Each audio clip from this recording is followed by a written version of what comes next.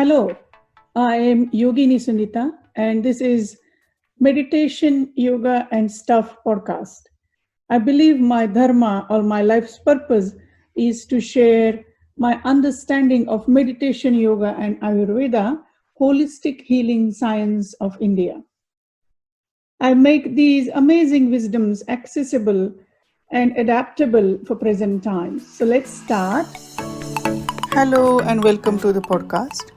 Today I am discussing about mind, and sometimes we think that there is a lot of chaos around us, and we think that overwhelmed, and we feel that too much happening. How do I do this?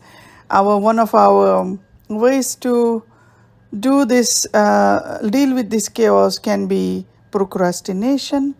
Other way is also, procrastination comes under running away from the chaos.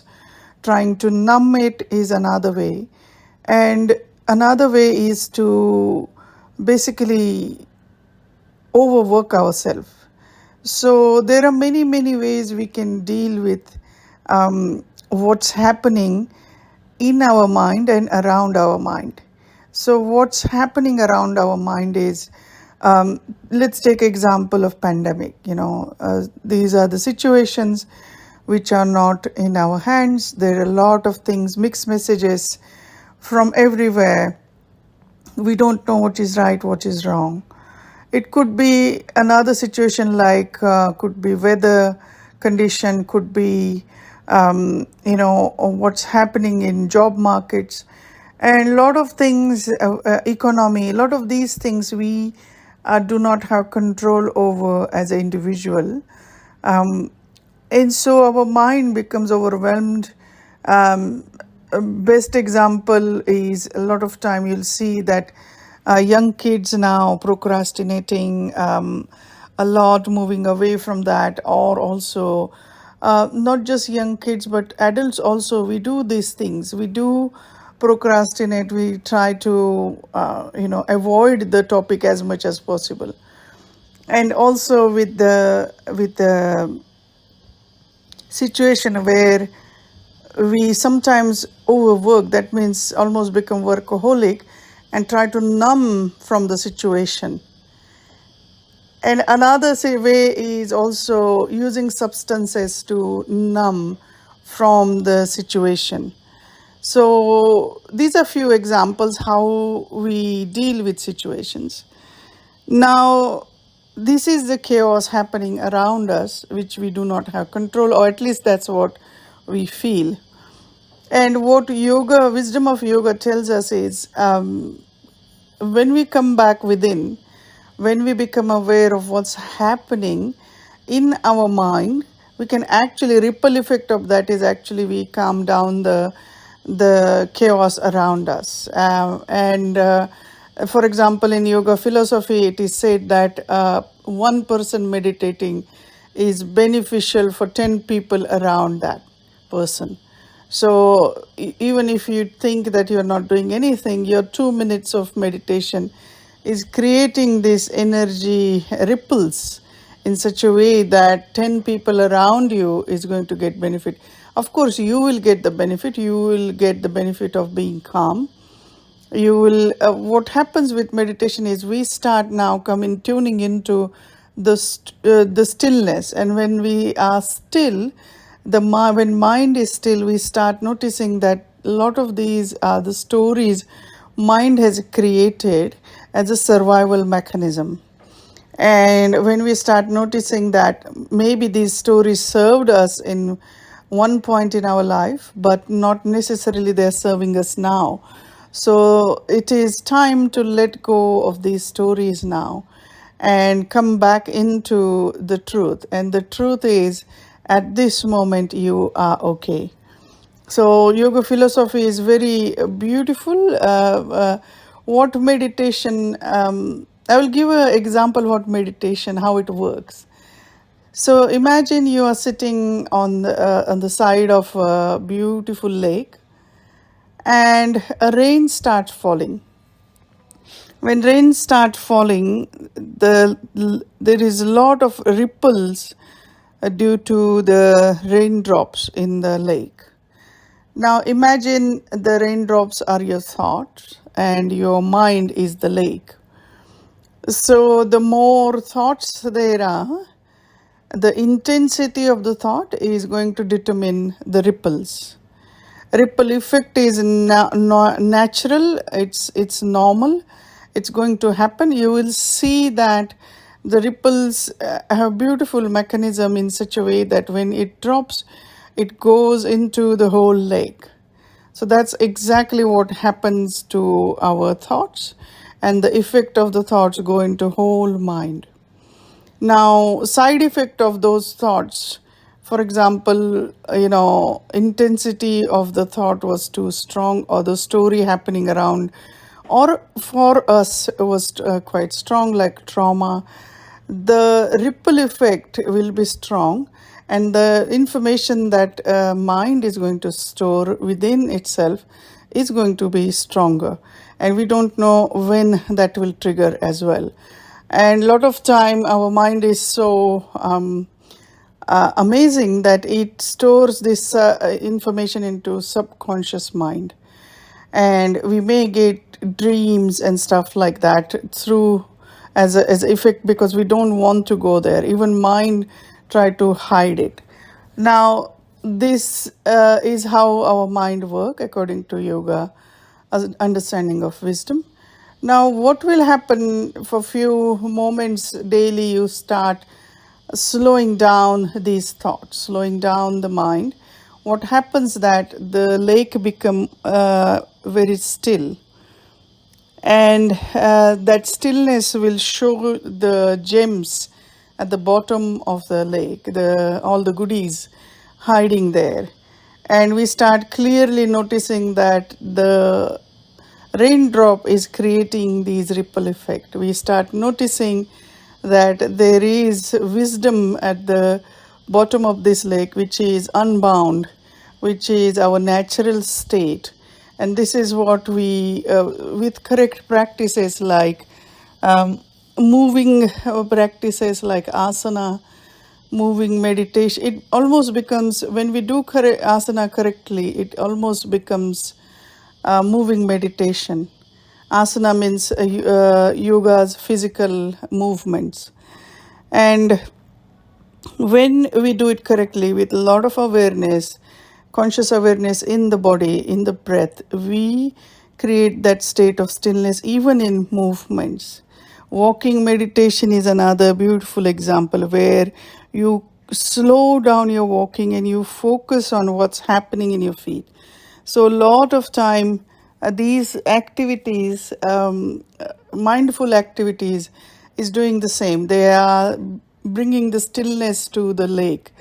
Now, what happens that every time our thoughts are going to create these ripples in the mind. So it takes some time for mind to understand the beauty of the stillness.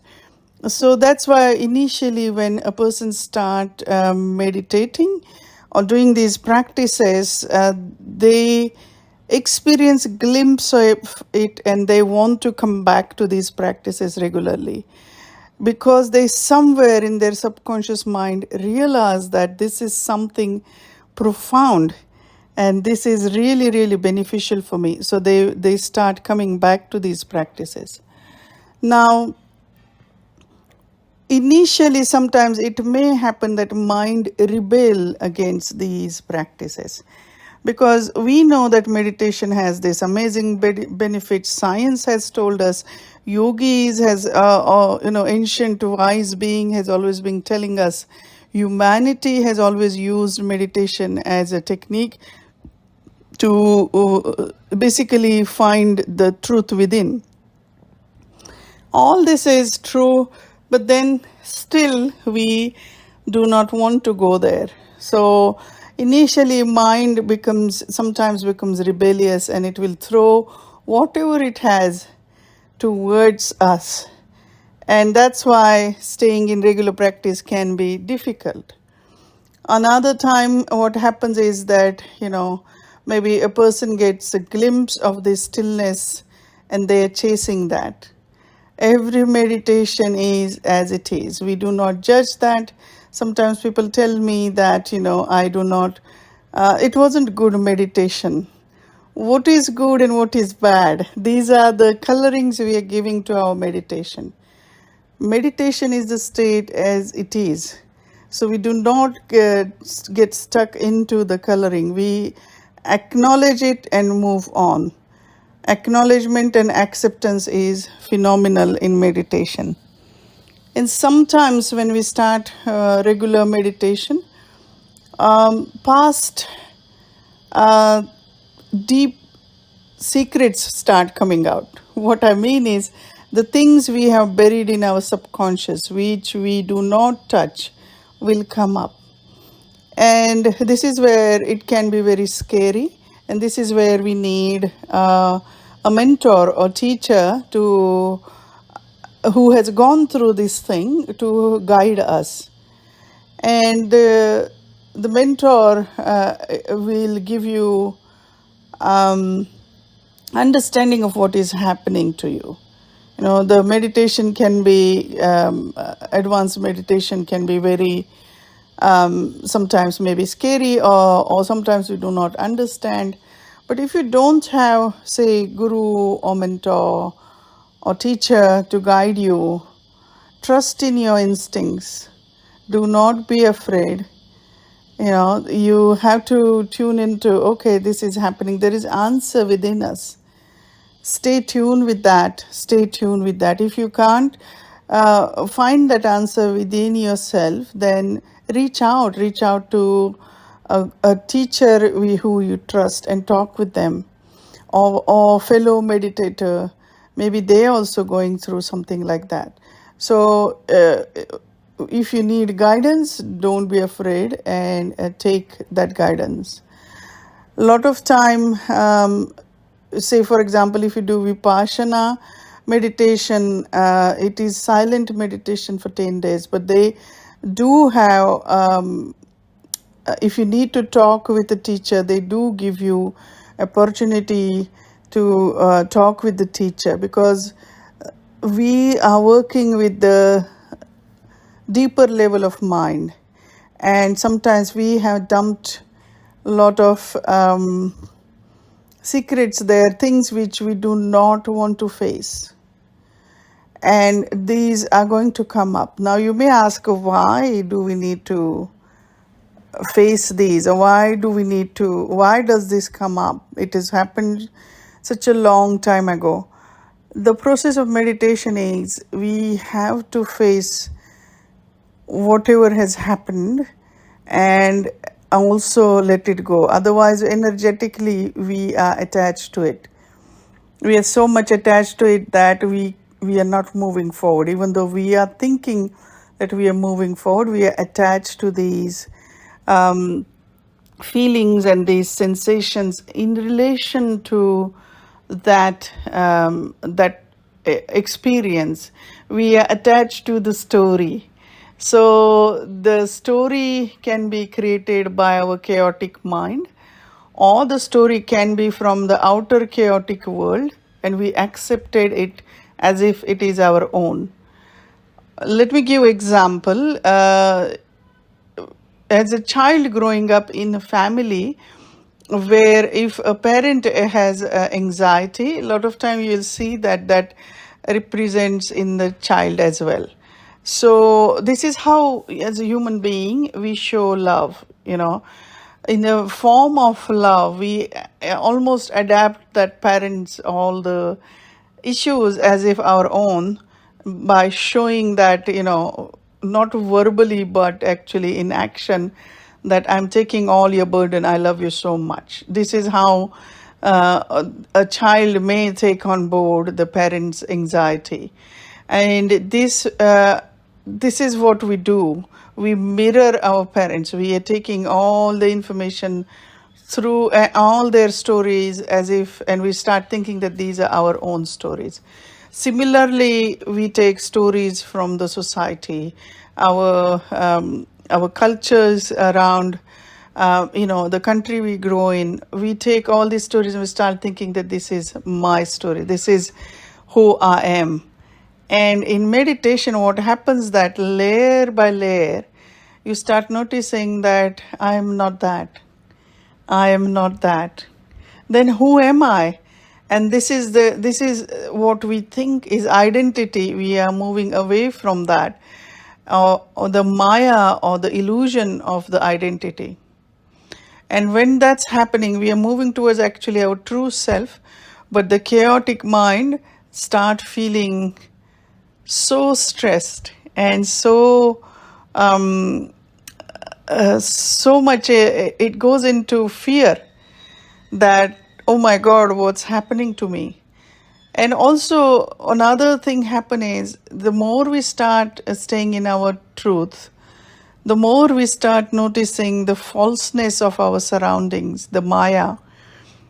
And when we have strength on this path, we start slowly letting go what is not serving us. Now, when this is happening, the people around us, they have not changed their mind. They are still in their own chaotic mind, and the chaos around them is also the same. They are not necessarily working on themselves. So what's happening here is they don't want you to change. They start questioning your reality you're moving in. They start thinking that what you are doing is wrong, and they will try to pull you back into their own chaotic world and want you to be normal. My question is, what is normal? What is normal in this world? If we start looking around, every individual, according to yoga and Ayurveda, wisdom of yoga and Ayurveda, is unique fingerprint of divine. So we cannot be similar like any other. Not even twins are similar, identical twins. They have their own understanding of this world. They have their own mindset. They are looking at world with their own eyes, not each other's eyes. So they will have their own understanding of this world. So when this is happening, how can we say anything is normal? Because it is not. No one is normal. No one is common. People say that, oh, it says I'm a common person. How can you say that it is common? My question is, what is common? Why do we want to put ourselves into that box? A box of commonness. There is no such a thing as a common reality. Each individual is looking at the world from their own different frame of what we call it sanskaras, or a frame of stories, what we tell ourselves. We look at the world from these stories. And so there won't be stories, similar stories. Everyone will have their own stories, their own understanding of this world. So we need to understand that there is no common person. We are all unique fingerprint of divine. And we all have this capacity to move towards enlightenment. That's what yoga philosophy believes. Now, you may not believe in enlightenment. You may believe in enlightenment. That's okay.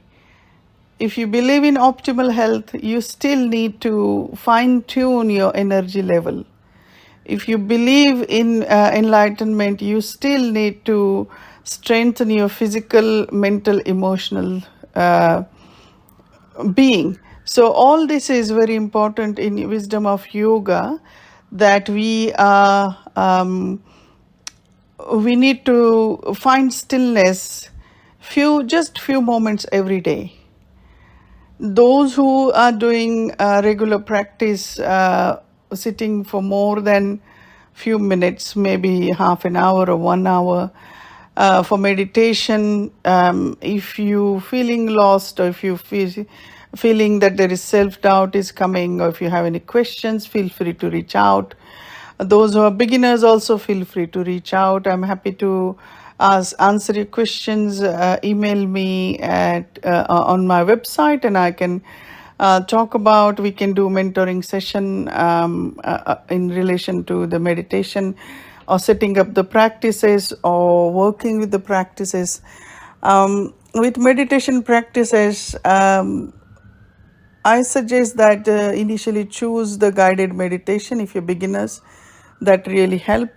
Once you are comfortable in and you have regular meditation practice, then drop the guided meditation and focus on your maybe your breath or your own mantra, things like that. How often we should change? I suggest once you like something, hold on to that. Practice for at least 21 days, do it regularly, and then see if you want to continue. Sometimes through our meditation, we get clear indication that we need to drop this practice, or we need to pick up or continue this practice, or pick up new one. Just notice that where this is coming from. Is it coming from your mind, a chaotic mind, or is it coming from deep within? And with regular practice, you will start listening to the deeper inner voice, the understanding of wisdom within. I hope this podcast has helped you to fine tune your or help you understand what is meditation, what is chaotic mind. If you have any questions, or if you want to share something, please feel free to email me through my website. Thank you for joining me today. I hope you enjoyed the session.